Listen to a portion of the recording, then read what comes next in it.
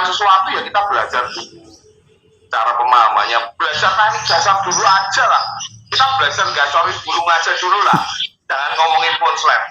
Kalau gacorin burung aja belum mampu tapi ngomongin konslet, ini akan berat.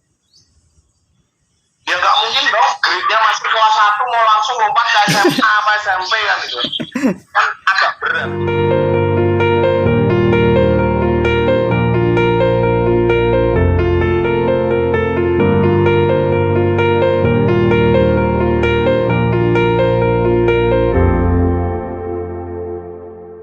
Iya Om Aris. Jadi itu intinya. Yang paling utama manusianya harus paham dulu sebagai seorang perawat tentang kondisi burung, terus tentang karakter burung dan juga tentang perawatan burung yang benar ketika dibutuhkan. Kayak gitu. Nah kalau misalkan kan tadi Om Aris kan bilang tentang birahi dan emosi ya. Karena mungkin kita harus paham dulu ya sebelum terjun merawat burung itu birahi dan emosi. Karena nggak ada alat ukur, kita cuma mampu melihat dari ciri-ciri dan gerak-geriknya gitu ya Om Aris ya. Nah, ya benar, dilihat dari tampilannya burung, gerak-geriknya dia seperti apa yang dilakukan burung itu. Kalau misalkan contoh-contoh burung yang birahi Om Aris dalam proses penggacorannya sama yang emosi mungkin bisa dijelaskan lebih detail lagi. Kalau prinsipnya kalau burung birahi ya kita nurunin birahinya, mungkin dari pola pakan, misalnya pakannya sistemnya tinggi, terlalu tinggi, ya diturunin pakannya. Saya nggak mematokin walaupun saya jual pakan tinggi terus harus pakai pakan tinggi itu.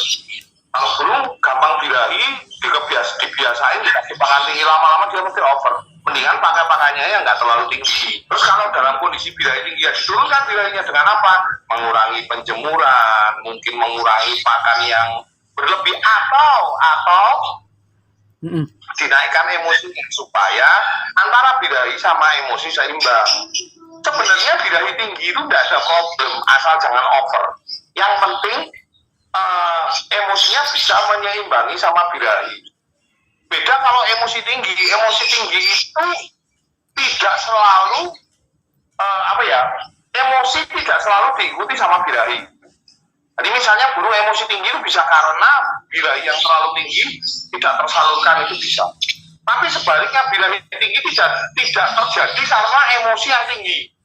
Jadi harus paham dua hal ini, hal yang berbeda. Ini nakutinya kayak gini, bahwa burung yang emosi tinggi berarti birahinya tinggi, nggak pasti. Berarti untuk emosi ada dua kemungkinan ya Om Aris? Ada dua kemungkinan. Intinya pemahaman tentang emosi itu ketika burung tidak nyaman itu mesti yang keluar emosi. Atau bawaan burung yang memang karakternya gampang emosi. Misalnya burung tidak nyaman itu misalnya apa? Dicabut dari pasangannya yang tadinya dia berpasang-pasangan, dia nyaman sama pasangannya, diganggu, dicabut. Ya kan, itu burung tidak nyaman, akhirnya emosi yang naik. Atau misalnya birahinya tinggi banget, harusnya dia pengen kawin, tidak tersalurkan. Keluarnya bisa, over birahinya bisa keluar emosi dulu yang keluar, sebelum dia macet total. Atau dijemur siang, berlebihan sekali ketika dijemur siang. Kalau masih dijemurnya pagi, burung itu nyaman, birahi naik.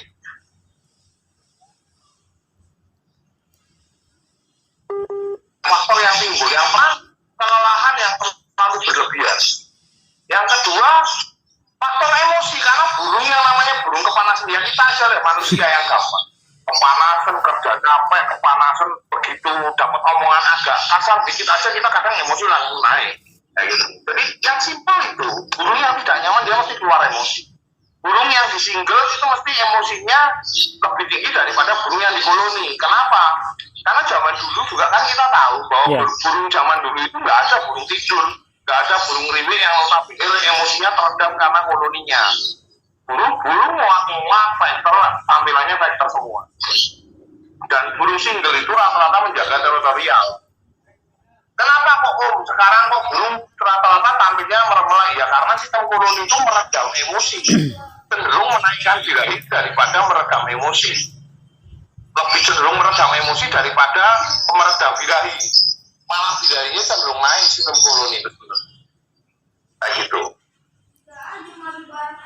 Jadi kalau pemahaman birahi ya intinya kelihatan ngembang, bebek itu pun kalau masih gacor saya untuk tipe konslet ya, ya, itu saya anggap bukan birahi. Yang namanya birahi ketika bebek-bebek tapi nggak bunyi itu birahi. Garuk-garuk, ngecek-ngecek, muntah-muntah nggak bunyi itu birahi. Tapi kalau masih tahap gacor, masih tahap ya, aku nggak anggap sebagai itu over birahi. Over birahi biasanya cenderungnya ngembang, galak pun kalau dia masih gacor, bahkan ada beberapa burung galak itu gacor, itu pun aku anggap bukan over birahi gitu loh. Kalau sampai nggak bunyi itulah yang ditandakan over birahi, karena dipatoki burung bunyi itu sebenarnya apa sih Om Jajar. Ini dasar aja ya, ini Iya. pemahaman tentang dasar burung. Sekarang aku tanya, burung bunyi di alam itu sebenarnya apa sih? Apa yang menyebabkan burung ini bunyi itu Pak? Teman-teman kadang-kadang nggak memahami dari dasar itu dulu. Burung bunyi di alam ada dua faktor. Satu, fight terhadap area teritorialnya dia. Itu yang cenderung emosi. Yang kedua, birahi naik. Birahi naik itu mau jenis burung apapun, kalau memancing perhatian, cari attention buat lawan jenis, dia berusaha memancing dengan cara bunyi, karena nggak kelihatan burungnya di mana, pasangannya di mana, calon pasangannya di mana. Di alam itu dia mungkin dengan cara bunyi itulah dia bisa memancing lawan untuk memancing pasangannya untuk, oh ini loh ada aku yang di sini yang mencoba menarik perhatiannya.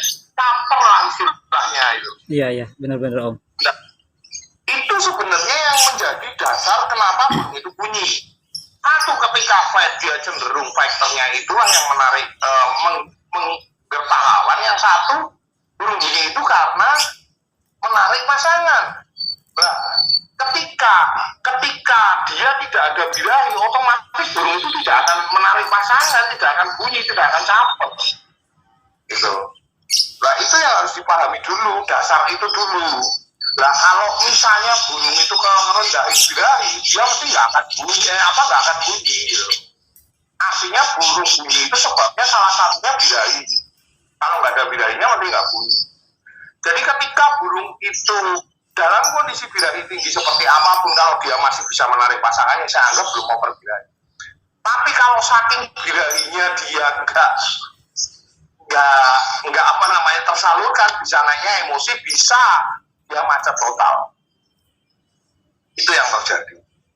Prinsipnya itu dulu. Prinsipnya pemahaman kita terhadap burung itu dulu. Kalau kita nggak punya landasan benar, kenapa kok burung ini bunyi? Apa dasarnya burung ini bunyi? Kalau burung bunyi itu sebabnya apa kita nggak tahu, kita jadi nggak bisa. Caranya buat burung ini bunyi kan jadi nggak bisa. Dasar utamanya kan ini. Iya, benar-benar Om. Nah, seharusnya kan teman-teman yang baru bergabung di dunia lovebird ini, ketika channel YouTube ataupun para narasumber yang mau berbagi tentang memberikan pemahaman yang lebih detail, itu seharusnya menjadi pelajaran tersendiri ya Om Aris? Begini Om, sebenarnya dilema yang sekarang itu seperti ini. Banyak, nggak semua saya bilang, ada beberapa orang yang hanya fokusnya ke komersil. Komersil dalam arti begini, mereka fokus jualan pakan, mereka fokus jualan vitamin, mereka fokus jualan doping, sedangkan edukasinya nggak ada. Nah, makanya saya bilang, ketika kita belajar sama seseorang, orang ini fokusnya kemana? Mau benar-benar berbagi atau hanya sekedar mau cari duit gitu loh. Kalau mau cari duit, ada beberapa orang yang kayak gini Om. Ini fair. Kenyataannya saya belajar ngalami selama beberapa tahun, saya tahu orang-orang seperti apa di luar sana, ada orang-orang seperti apa, ada orang-orang yang benar-benar niat untuk bagi. Ketika fokusnya jualan burung, jualan pakan, jualan vitamin dan jualan doping, kalau dia nggak tahu jawab mengasih pembelajaran yang benar dan fokusnya hanya jualan, akhirnya dia cuma ngomongin gimana caranya, pokoknya burung itu harus pakai pakan aku. Padahal kalau saya lebih nggak fokus ke jualan pakan. Kalau burung udah dimilai putih aja enak, ya. Terus apakah harus pakai pakan yang disodorkan sama si pengajar ini? Dan akhirnya burung itu jadi rusak. Gitu loh. Nah, kalau konsepnya benar, dia tidak akan mengajarkan yang salah gitu loh. Kalau dia niat berbagi. Ketika burung merah putih sudah jalan gantangan belum maksimal, terus kita ngomong pakai pakan aku aja, ini komersil larinya. Padahal ketika di pakan tinggi burung itu jadi nggak karu-karuan gitu. Tapi kalau dia benar, dia dalam arti benar mengajar, dia ngomong udah nggak usah pakai pakan tinggi saya, pakan aja di situ nanti dia topong sendiri kok. Karena burung fighter ketika dia tampil pertama kali, kedua kali, ketiga kali di lapangan, biasanya belum mau maksimal. Setelah jam terbang ada, baru dia keluar maksimalnya. Tanpa harus dirubah perawatan, tanpa harus dirubah pakannya, tanpa harus dirubah apa-apanya itu. Ketika baru 3 kali gantang, terus dia sudah jalan bagus, terus akhirnya dirubah perawatannya, dirubah pakannya, jadi malah burung itu rusak setahu saya. Nah dulu burung itu begitu jalan, nyetabilkan aja perawatan kita supaya tetap stabil di situ. Nanti dia naik sendiri kok performnya setahu saya. Sama aja nggak corin burung, nanti naik sendiri kok performnya. Ditahan aja di situ kalau memang dia sudah mulai gacor, dia sudah mulai enak di gantangan, tahan aja di situ, dia naik sendiri. Tapi karena kadang orang ambisi pengen cepet, pengen nganu, terus dikasih doping, kasih vitamin, kasih ini, malah burungnya jadi gak karu-karuan. Nah itulah yang salah. Kalaupun jadi burung itu bisa akut langsung dalam waktu singkat gitu loh. Jadi malah kadang-kadang rusak burungnya.